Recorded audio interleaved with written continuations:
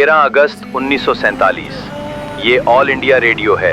हमारी अगली नशरियात का इंतजार कीजिए। 14 अगस्त 1947।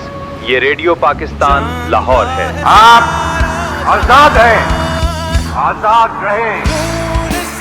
आप लोग इस मुल्क पाकिस्तान में अपनी गाँव, मस्जिदों या मंदिरों में जाने के लिए आपका मजहब क्या है, जात क्या है, कौम क्या है, इसका हुकूमत के मामलात से कोई ताल्लुक नहीं। जुनून से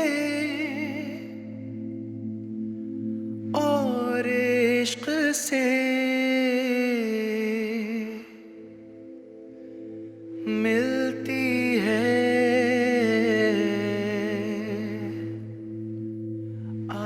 आजादी।